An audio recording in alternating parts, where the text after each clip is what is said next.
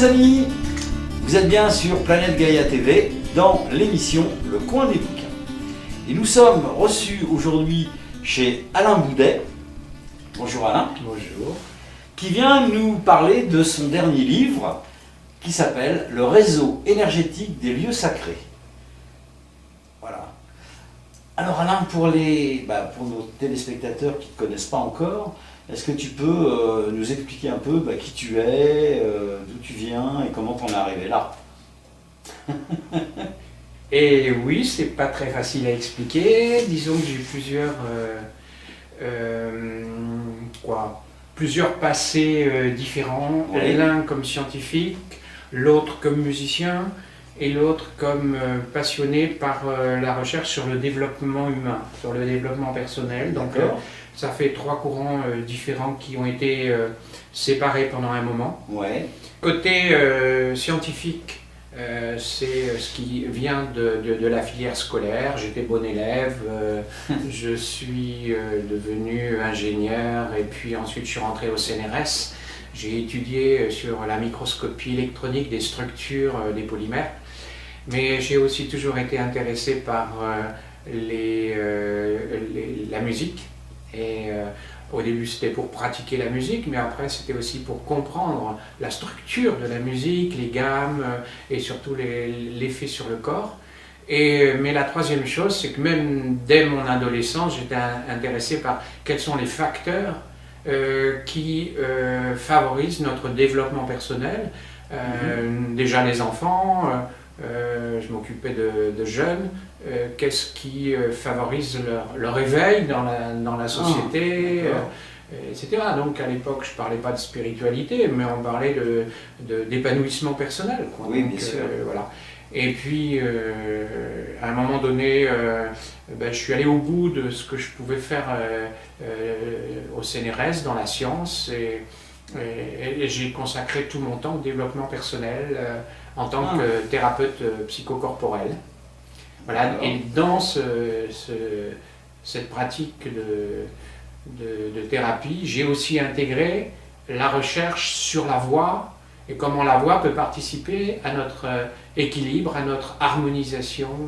Sur la voix? Sur la voix personnelle. Ouais, okay. C'est-à-dire que les gens que je recevais ou dans le stage, je leur faisais découvrir leur propre voix et comment ils pouvaient l'utiliser pour avoir des sensations ou harmoniser leur état. Bien sûr. Voilà, on pourrait parler beaucoup de... Là, c'est un petit peu vite résumé. Oui, non, tout à fait, mais bon, c'est... Voilà, donc ça, c'est mon passé. Puis, depuis peu, j'ai un petit peu mis ça un peu en sourdine. Ouais. Le côté scientifique, lui, ça fait 13 ans que j'ai arrêté. D'accord. Officiellement, disons, là je continue à m'intéresser à des thèmes scientifiques, mais en tant que profession, ça fait 13 ans que j'ai arrêté. Le côté stage sur la voix, là j'ai aussi mis un petit peu de côté. Sourdine. Parce que, oui, en sourdine, c'est ça. J'ai vraiment mis la sourdine. Parce que je me consacre plus aux recherches pour pouvoir écrire et vulgariser. Donc en particulier voilà. sur ce bouquin-là. D'accord. Ouais. Et maintenant avec d'autres thèmes. D'accord. Alors comment est-ce que... parce qu'en fin de compte, si on veut résumer, parce que toi tu as séparé ces trois voies au départ. Mais en fin de compte, tout se rejoint, tout se recoupe. Oui. Donc on peut dire que c'est pas une évolution, j'aime pas le terme, mais c'est une continuité. En partant de tes recherches qui étaient scientifiques au départ, tu l'as agrémenté avec d'autres éléments qui t'ont permis de pouvoir transformer un petit peu ton optique de vie, mais ça sous-tend toujours vers la même chose.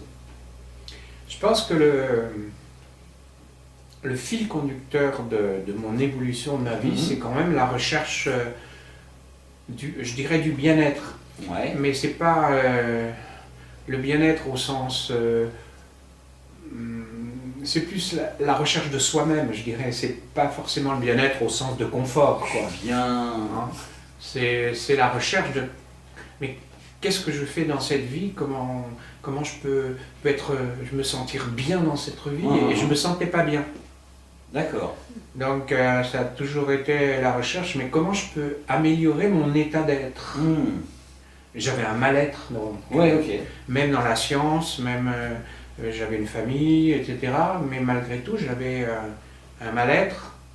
Et donc, je dirais que c'est plus ça qui était essentiel pour moi. Je dirais le métier, c'est presque mon gagne-pain. Hein. C'est pas le développement personnel qui a agrémenté la science, c'est plutôt la science qui est venue habiter ma recherche de bien-être, d'un meilleur état d'être, et la musique aussi. Donc c'est pour ça que finalement les trois se sont réunis. Mais dans la science, il me manquait quelque chose que j'ai trouvé dans le développement personnel. Ouais. C'est justement que dans la science, on ne s'occupe que de la matière. On ne s'occupe pas, on s'occupe pas du sens de la vie. Ouais. La science dit que la vie, c'est un état qui est arrivé par hasard. Oui. Et donc, évidemment, ça ne me convenait pas. Moi, comme je travaille sur les polymères, c'était pas... Le sens, il était là, c'était améliorer des matériaux. Mais... ça, c'est ton premier bouquin, les polymères. Voilà, oui. Là, c'est Voyage au cœur de la matière plastique. C'est ça. D'accord. Ça m'a intéressé d'apprendre comment la matière était faite. Oui. Je veux dire, j'ai appris beaucoup de choses intéressantes. Oui, j'imagine. Et en particulier, quel était le rapport entre les images que je faisais au microscope, la réalité du matériau, parce qu'entre le matériau dans sa réalité et l'image, oui, il y a une transformation. Oui, bien sûr. L'image n'est qu'un aspect du matériau et qu'un aspect qui peut être faussé. Mais puisque par exemple un objet pour être vu, il doit avoir du contraste. Donc on ajoute un contrastant. Il doit être suffisamment mince pour être traversé par la lumière, par exemple. Donc on va regarder un objet très très mince. Et ça ne sera pas la même chose que l'objet massif, par exemple. Bien sûr.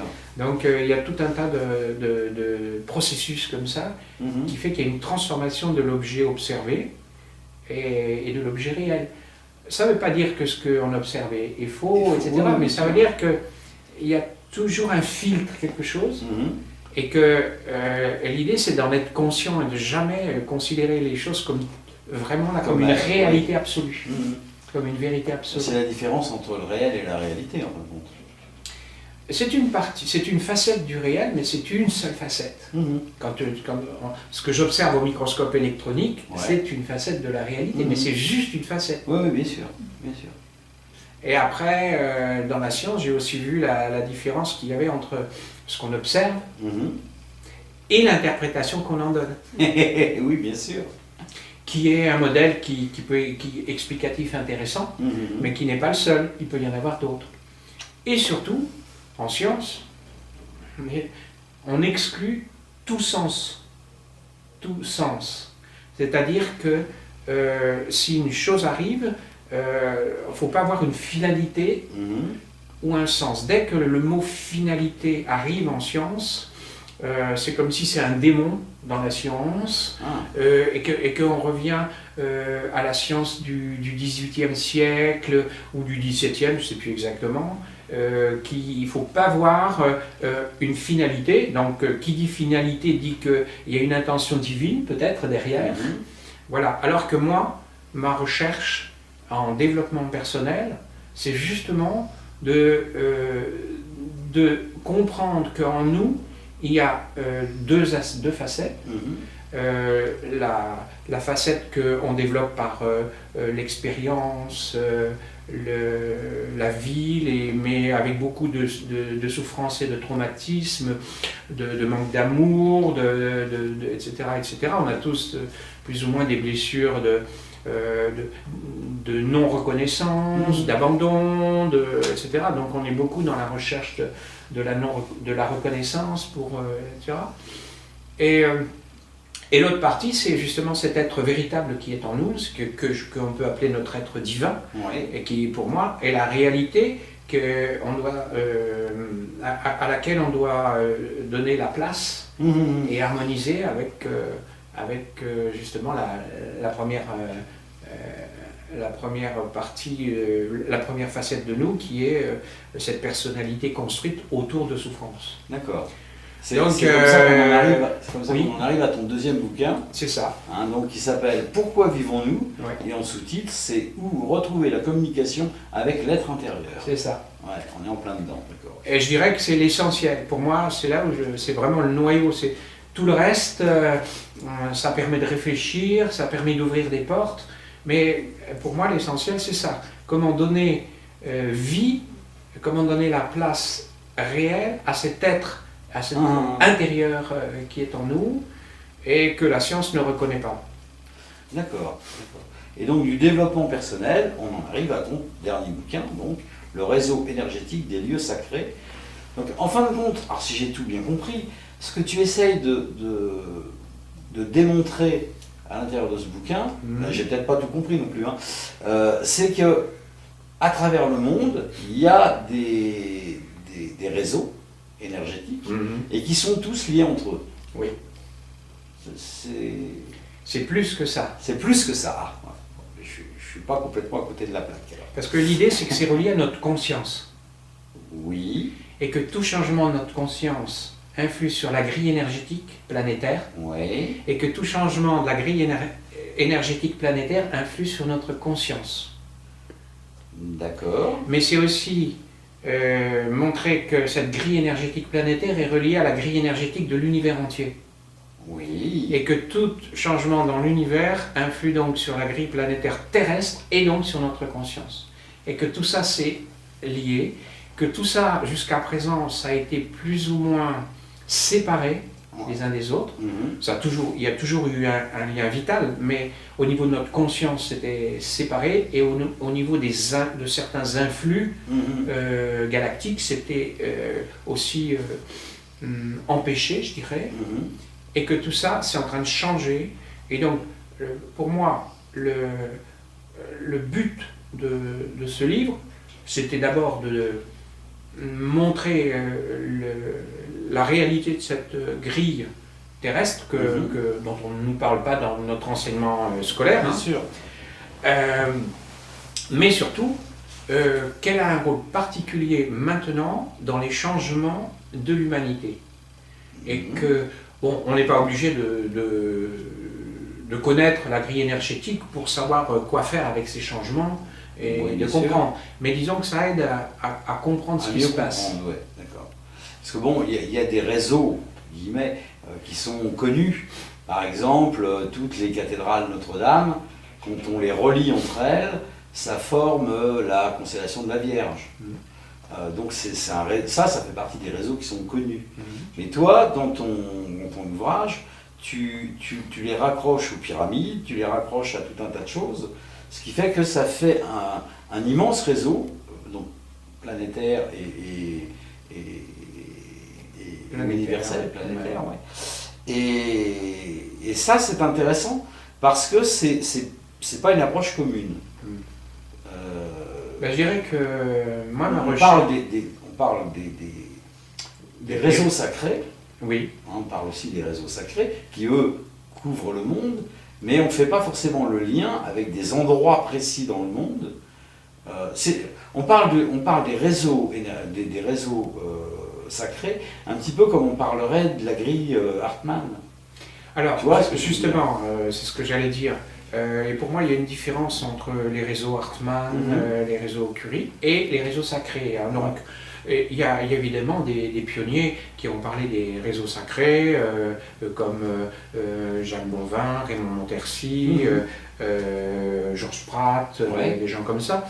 Mais bon, c'était pas tellement connu, tellement répandu en France, dans la culture. Non, non. Ce qui a été répandu, c'est plus le côté géobiologique Ouais. des réseaux Hartmann, nocifs, c'est-à-dire Ah.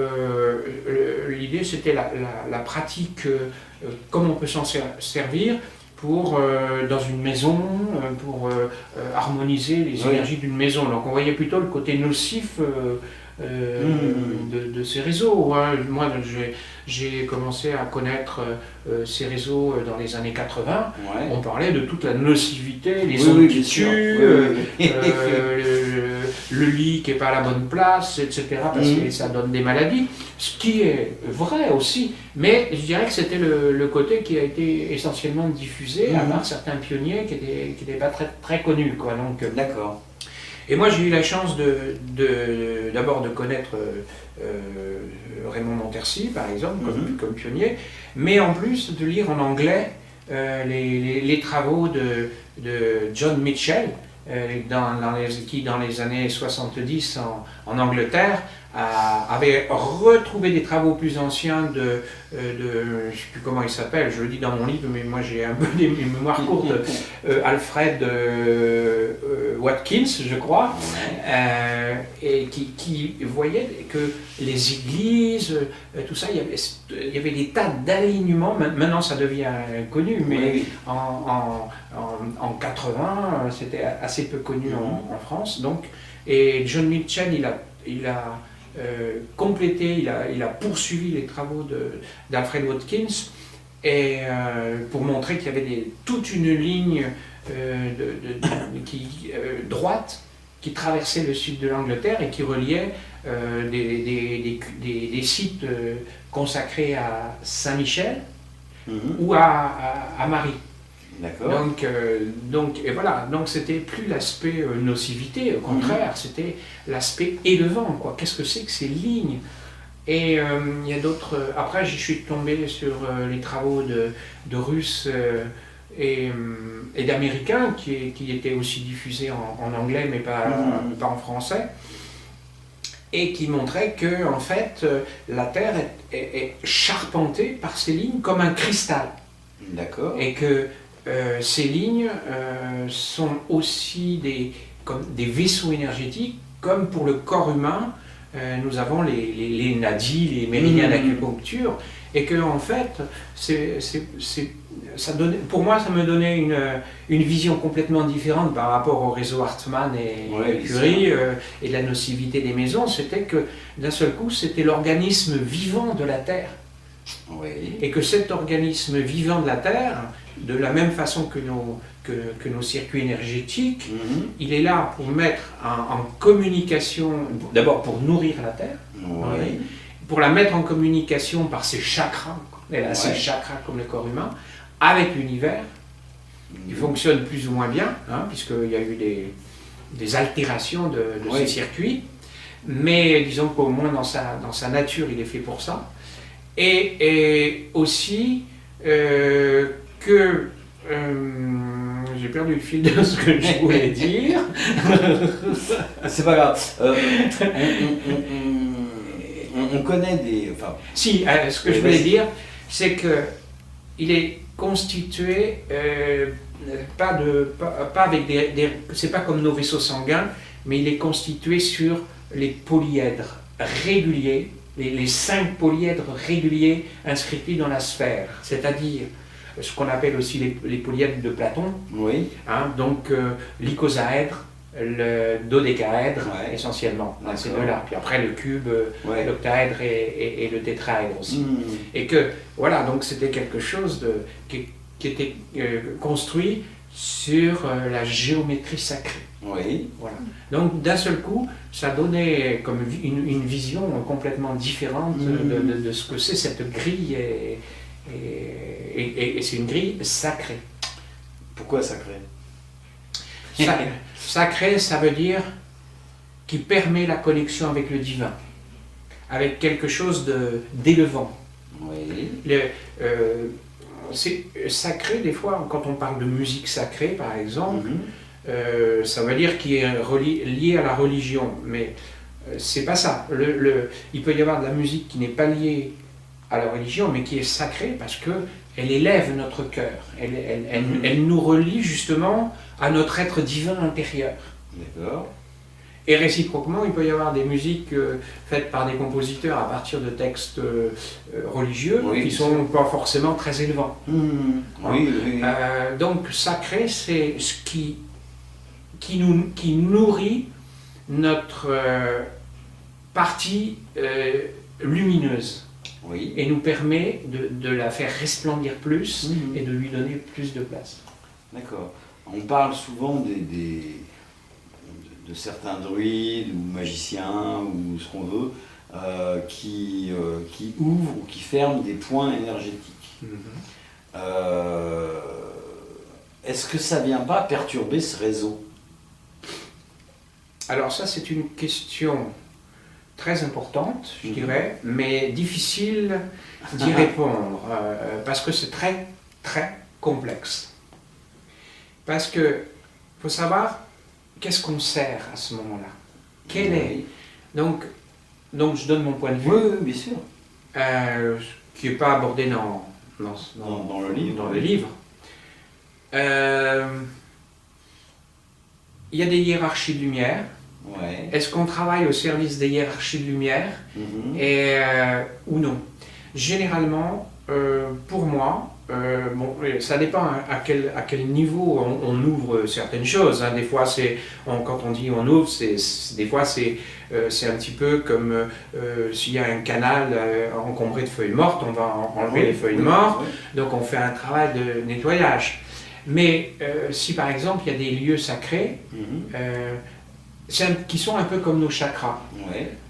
Lorsque quelqu'un vient travailler sur nos chakras, ça peut être dangereux si cette personne veut absolument ouvrir le chakra, alors que la personne n'est pas prête à avoir ce chakra. Donc il faut qu'il y ait une espèce d'autorisation, une autorisation, et que ça soit... voilà, donc c'est pas quelque chose que j'ai beaucoup creusé, c'est plus une philosophie générale que je vais exposer. Mais je dirais qu'il y a des niveaux.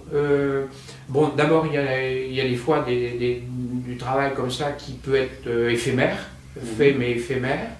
Il y a du travail qui est à notre portée parce que c'est de l'ordre du nettoyage. Mais il y a aussi du travail qui est l'humanité est prête pour autre chose, ou elle n'est pas prête. Et donc, on ne peut ouvrir certains points très très importants que si on a la mission, et je dirais, et l'autorisation de le faire, parce que c'est le moment. Et il y a des choses que c'est pas le moment. Il y a des choses qui seront diffusées plus tard, quand ça sera le moment. Il y a des connaissances que l'on ne peut pas... c'est un petit peu comme si on donnait des connaissances scientifiques très élevées à des gens qui ne savent pas les utiliser. Oui, il y a un risque. Voilà. Donc, c'est à comprendre. Il faut savoir aussi que dans le monde actuel, il y a la spiritualité et la fausse spiritualité. Et qu'il y a aussi des gens qui sont au service du pouvoir, mais pas forcément de la lumière. Bien sûr. Et à qui on donne aussi des connaissances supérieures. Parce que je dirais que les gens qui veulent, les gens ou les instances désincarnées qui sont là pour essayer d'empêcher que la lumière se diffuse vraiment pour tout le monde. Je dirais leur stratégie, c'est aussi de se faire passer pour des êtres lumineux, d'enseigner des choses qui peuvent nous séduire, mais qui ensuite nous piègent à un certain niveau. D'accord. Donc la réponse à ta question, je ne sais pas y répondre vraiment. Elle est complexe. Je dirais que c'est une question de sentir l'alignement et de savoir si c'est juste ou pas, quoi. D'accord. Mais bon, moi, comme maintenant les téléspectateurs savent tous, bon, moi je suis druide, donc je vais souvent sur des mégalithes, sur des choses comme ça. Et il y en a qui ne sont pas actifs. Et c'est vrai que souvent, le temps d'une cérémonie, je réactive le mégalithe. Je réactive la découverte, des choses comme ça. Mais comme je ne sais pas pourquoi ça a été fermé, après ma cérémonie, je la referme. D'accord. Mais Très bien. est-ce que j'ai raison? J'en suis pas sûr. Parce que si ce point énergétique, il existe, je pense que quand ça a été fait à l'origine, il y avait une raison. Pourquoi on a fait tous ces points énergétiques pour rééquilibrer ou je ne sais pas. Est-ce que ça n'a pas été fermé mal intentionnément par quelqu'un qui ne voulait pas que ça se passe bien? Et est-ce que j'ai raison de le refermer après l'avoir utilisé? Comment est-ce qu'on pourrait... est-ce qu'il y a un moyen qu'on aurait pas de mesurer cette grille, mais de voir dans quel état elle est pour pouvoir savoir si on peut réactiver tous les points de façon à ce que ça fonctionne à son plein potentiel? Non. Il n'est pas forcément adéquat de faire fonctionner la grille à son plein potentiel. Pourquoi?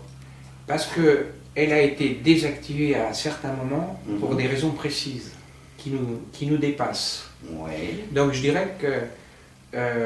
mais nous sommes à un moment où effectivement les choses doivent être retrouvées et rétablies.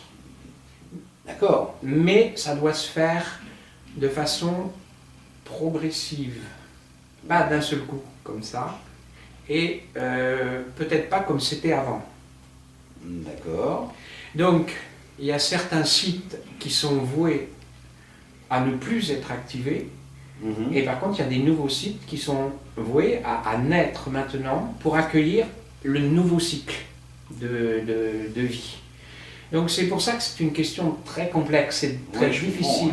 Moi, je dirais que tu as raison de le refermer, dans la mesure où tu as ouvert pour faire quelque chose pour le groupe qui était là, et qui c'était juste pour ce groupe à ce moment-là. Hein, mais c'est comme si, je dirais, tu ouvrais une source d'or, par exemple, d'argent, et qu'il y a des tas de gens qui vont, parce que les gens savaient utiliser ces pièces d'or de façon parcimonieuse et juste pour l'usage qu'ils en avaient. Puis si tu le laisses ouvert, après il y a des tas de gens qui vont se précipiter puis qui vont se battre les uns contre les autres. D'accord. Oui. Donc je crois qu'il faut rester dans l'humilité et savoir qu'à un moment donné, il y a eu par le passé, dans les cycles précédents, c'est volontairement que des portails de lumière ont été fermés parce que l'humanité n'était plus en mesure de les utiliser, parce que justement elle n'était plus en lien avec le divin. D'accord, mais attends, quand on regarde un petit peu ce qui se passe sur la planète, bon, il ne se passe pas toujours des choses très très belles, il y a des choses magnifiques, mais il y a quand même pas mal de choses qui ne vont pas. On peut se poser la question, est-ce que c'est pas justement parce qu'on a fermé tous ces points qu'on se retrouve dans la situation dans laquelle on est? Eh bien pour moi c'est l'inverse. Ah. C'est parce que l'être humain est rentré dans l'ego,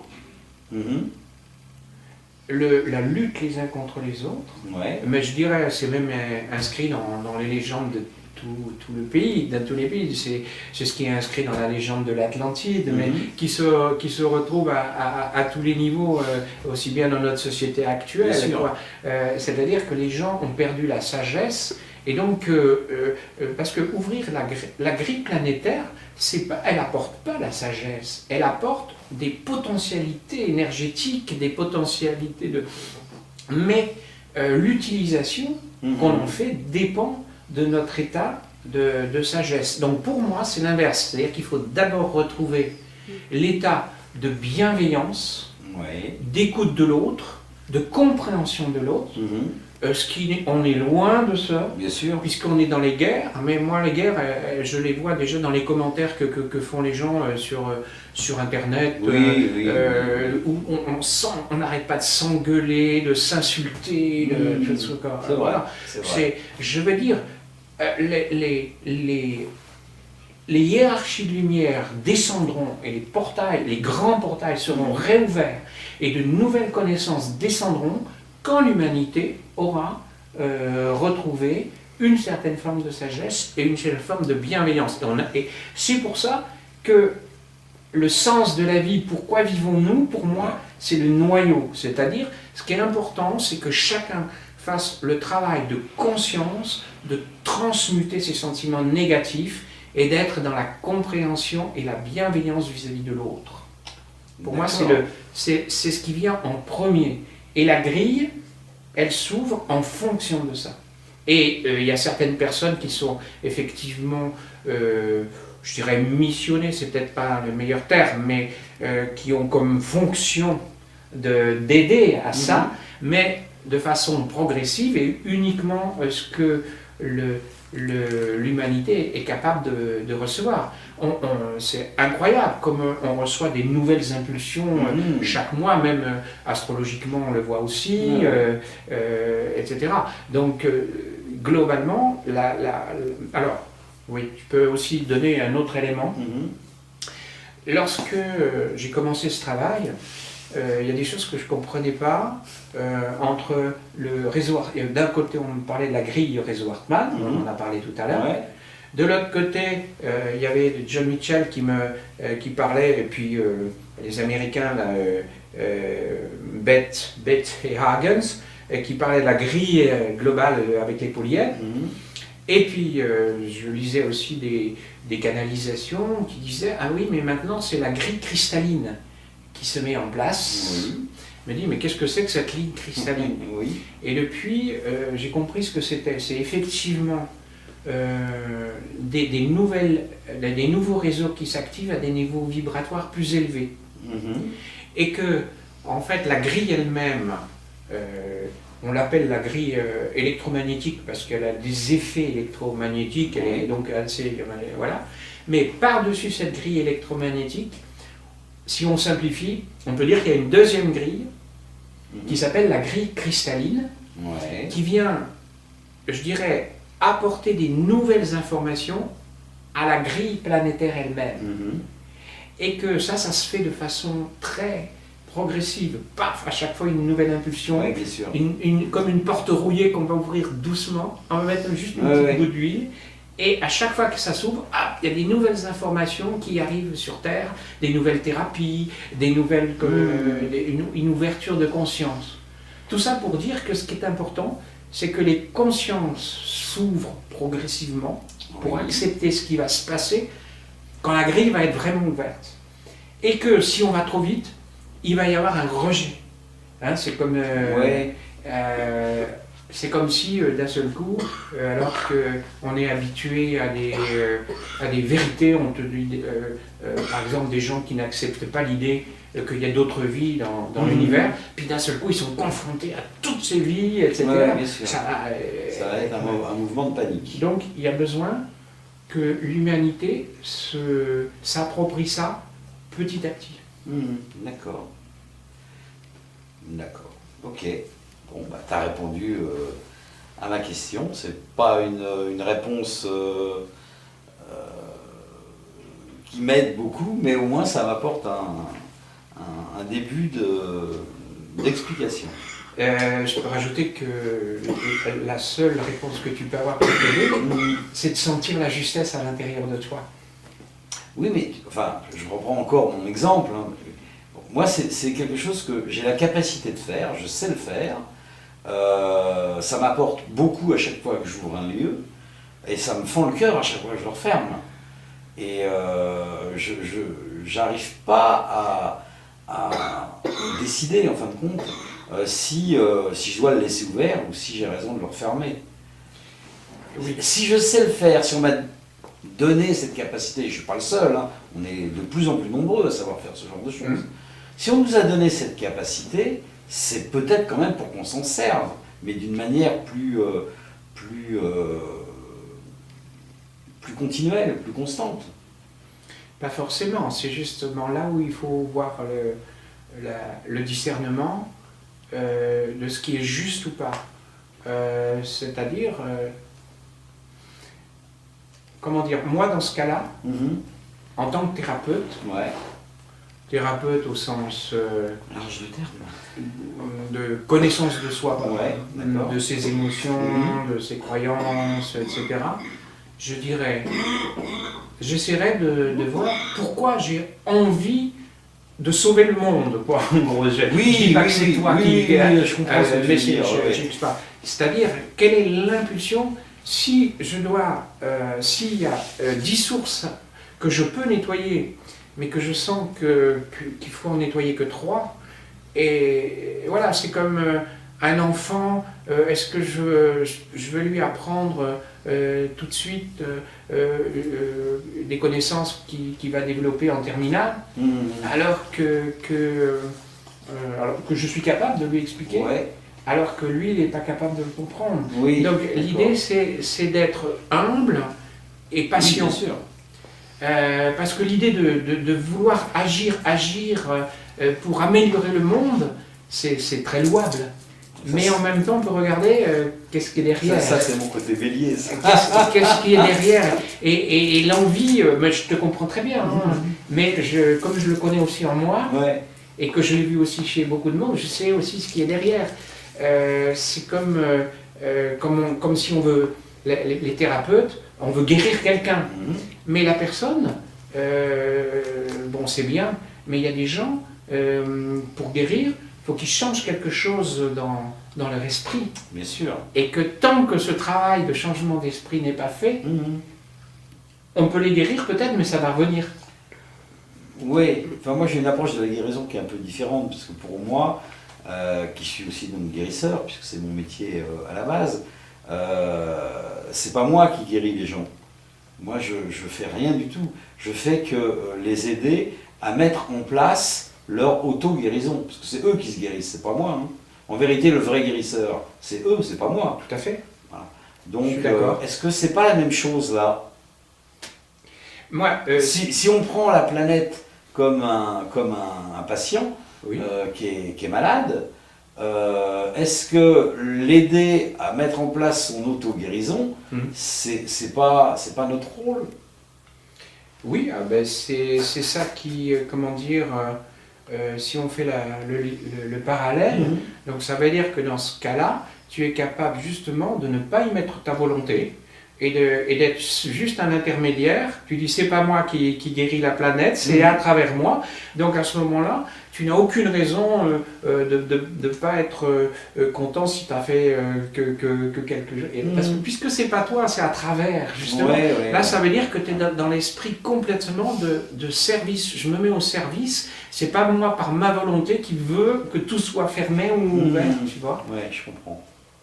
Je comprends. Ok. Pour en revenir un peu à ton ouvrage, parce que c'est quand même ça le sujet, tu abordes à l'intérieur vraiment beaucoup de choses, entre les pyramides, entre les tumulus, entre enfin bon, tout ce qu'on peut trouver d'énergétique sur la planète et du lien qu'il peut y avoir entre eux. Par exemple, là je vois une magnifique photo de la cathédrale de Chartres, qui est une cathédrale au niveau énergétique assez extraordinaire. Enfin, moi, c'est une de celles que je préfère. Oui, c'est un lieu magique. C'est un lieu magique, il y en a d'autres, hein, mais moi, je suis très sensible à la cathédrale de Chartres. On n'a pas forcément le lien entre la cathédrale de Chartres, qui se trouve donc en France, et puis la pyramide de Khéops, qui se trouve au fin fond de l'Égypte. Donc comment tu en es arrivé à faire tous ces liens? Alors d'abord, moi je suis parti de la grille énergétique planétaire. Mais on a un dessin, on a un schéma de cette grille ou... Oui. Mais le dessin est extrêmement complexe. Hein. Oui, donc ça, tu as deux questions à la fois. Là, donc je réponds à la grille ou aux pyramides. On va commencer par la grille, on en reviendra aux pyramides après. Oui. Parce que tout à l'heure j'ai dit qu'il y a deux grilles, la grille électromagnétique et la grille cristalline qui vient se rajouter, mais en fait c'est beaucoup plus complexe que ça. Il y a des grilles à l'intérieur des grilles. Je dirais que c'est de nature fractale. Hein, donc on peut pas le dessiner, c'est tellement. Par contre, on peut dessiner les plus grands réseaux qui font. Maintenant, avec Google Earth, on peut les voir, les visualiser. Il y a des logiciels pour ça. Mais à l'intérieur, et il y a même, je dirais, des grilles mobiles qui sont pas. D'ailleurs, toutes les grilles, elles respirent. Hein, c'est comme la respiration. Oui, bien sûr. Elle respire journellement, elle respire annuellement, elle respire sur des grands cycles de 26 000 ans, etc. Donc, elle bouge tout le temps. Mais elles s'étendent dans la terre, elles s'étendent dans les airs. Et à l'intérieur des grilles, il y a des grilles jusqu'à l'intérieur de nos chakras. Nos chakras, il y a des grilles à l'intérieur. Donc il y a des grilles minuscules. Donc ça va de l'infiniment petit à l'infiniment grand. Bien sûr. Donc c'est voilà. Mais pour en revenir aux mégalithes, aux pyramides, aux cathédrales, ces grilles sont en fait comme une machinerie cybernétique. C'est-à-dire qui pilote, cybernétique, ça veut dire qui pilote quelque chose. Hein, qui pilote quoi? Qui pilote la vie de la Terre. Et sur la Terre, l'évolution de la conscience de l'humanité. Donc, certains sites sacrés, les plus importants, mais chaque site sacré a son rôle, ou a eu son rôle, et puis dans des cycles précédents, mais ne l'ont plus maintenant. D'accord. Ou des nouveaux sites l'auront pour des nouveaux sites auront leur rôle dans le nouveau cycle qui démarre maintenant. Et c'est comme des relais, c'est comme un circuit électronique, avec ses résistances, ses antennes, etc. Donc c'est toute une machinerie, c'est une science, c'est une nouvelle science qu'on va comprendre petit à petit. Peut-être que c'est pour ça que j'ai été scientifique, mais j'avoue que cette science est encore trop complexe, on n'en a pas encore les éléments de compréhension. Hein. Mais ces pyramides sont là comme des antennes pour nous relier à d'autres énergies de l'univers et nourrir la grille elle-même. D'accord. De même que certains menhirs, certains dolmens, chacun avec sa fonction différente. Certains servent presque de mesure par l'évolution de l'humanité ou de la grille planétaire dans son ensemble. J'avoue que je ne sais pas. Je n'ai pas pu décrypter, j'ai pas encore cette connaissance de savoir tel élément-là, il est là pour telle chose, etc. D'accord. Mais sur le plan global, il faut considérer ça comme un circuit électronique où chaque pièce, chaque site sacré, donc chaque construction, avait ou a ou aura, mais je dirais a, dans le présent, son rôle. Il a eu certainement, comme tu le disais tout à l'heure, un rôle plus important dans les anciens cycles, et que donc l'humanité a été coupée de certaines influences qu'elle ne pouvait plus digérer, plus assimiler dans sa conscience, en attendant des jours meilleurs, je dirais, qui arrivent maintenant. Et donc pour toi, ça arrive maintenant. Ah oui, d'accord. Oui, donc là c'est pour ça que tu fais du travail des fois sur d'ouverture. C'est parce que pourquoi est-ce que la géobiologie est à nouveau connue depuis une centaine d'années? Pourquoi toutes ces connaissances sur la lumière, sur le son arrivent maintenant? C'est qu'on va retrouver toute cette nouvelle science en lien avec l'ouverture de la conscience. D'accord. Parce que la grille, enfin, on va simplifier en appelant la grille. La grille, c'est quelque chose qu'on retrouve à travers les âges. La plus vieille représentation ou description de la grille, tu sais de quand ça date? Non. Ce que je peux dire, c'est dans notre site moderne, Ouais. pour moi, Alfred Watkins, et avant c'était en Angleterre en 1880. Tu vois, D'accord. les premiers, pas la grille elle-même, mais les réseaux. Mais ceci dit, les populations traditionnelles indigènes connaissaient ça. Ils l'appelaient pas la grille, et puis, mais ils savaient que la terre était nourrie de ces lignes. Et lorsque les Kogis ou les Amérindiens Anasazi, comme on appelle les anciens pueblos, marchaient sur des lignes droites dans le désert, Ouais. ils marchaient sur ces lignes. Oui. C'était pour se reconnecter à la terre. De même, les aborigènes d'Australie qui marchaient sur ces lignes, qu'ils appellent les lignes du rêve, je crois,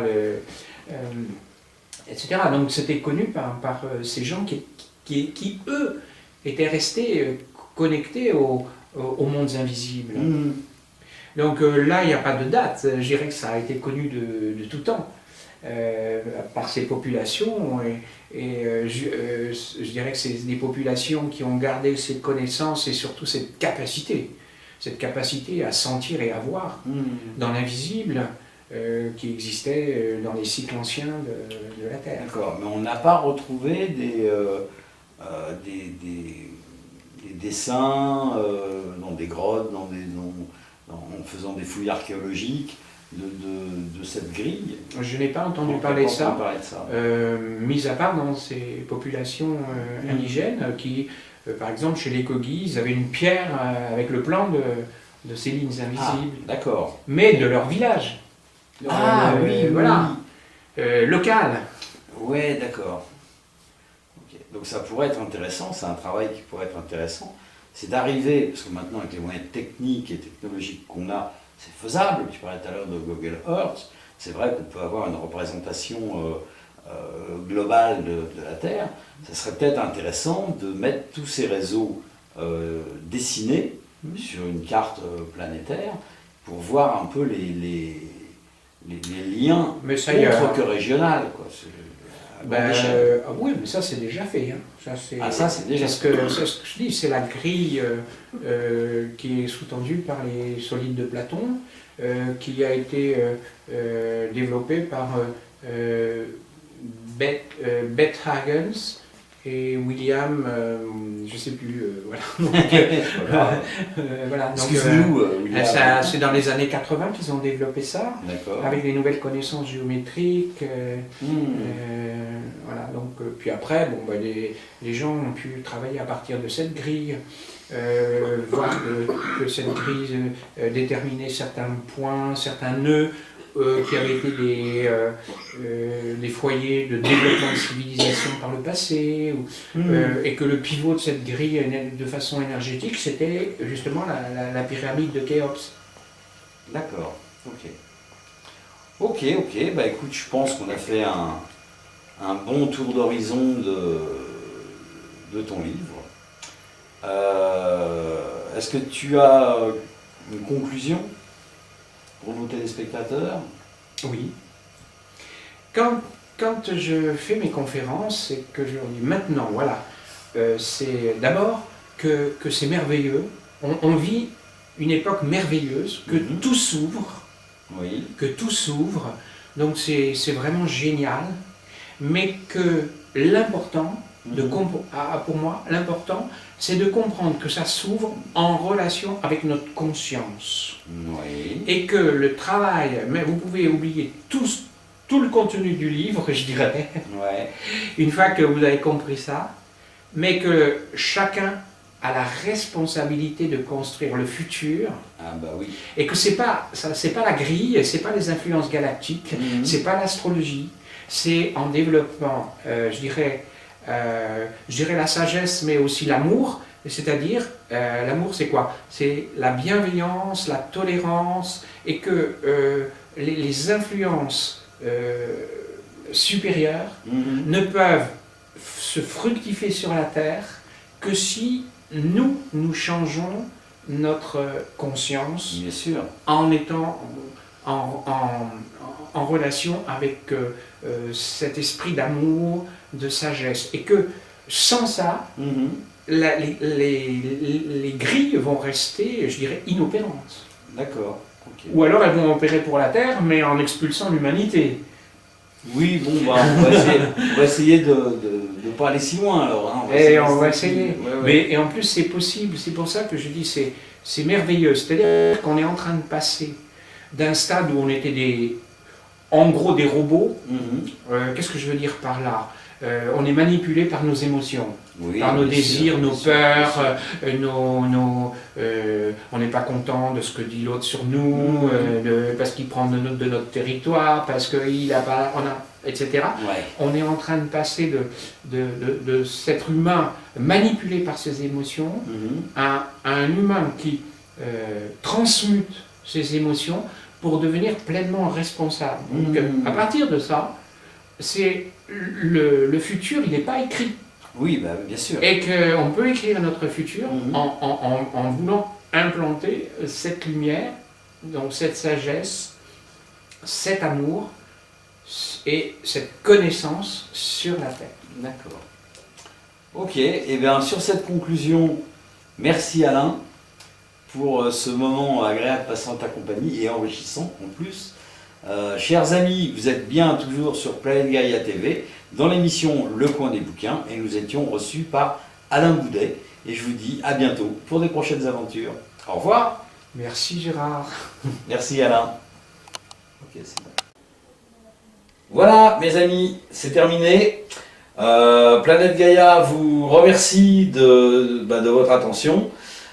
Si cette vidéo vous a plu, n'hésitez pas à faire un j'aime, le pouce en haut, pour nous faire part de votre contentement.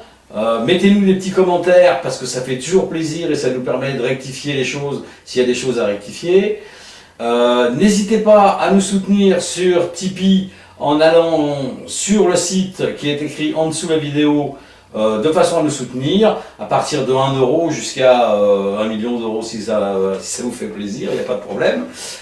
Il faut savoir que plus vous serez nombreux à nous financer, à mettre de l'argent sur Tipeee, plus le budget sera important, plus on pourra prévoir un certain nombre de vidéos. Donc là, on essaye de tourner à peu près une vidéo tous les 10 jours. Mais le but pour nous, c'est d'en faire au moins une par semaine. Mais pour ça, on a besoin de vous et on a besoin de moyens. Donc, n'hésitez pas, on vous attend. Et je vous dis à la prochaine pour de prochaines aventures.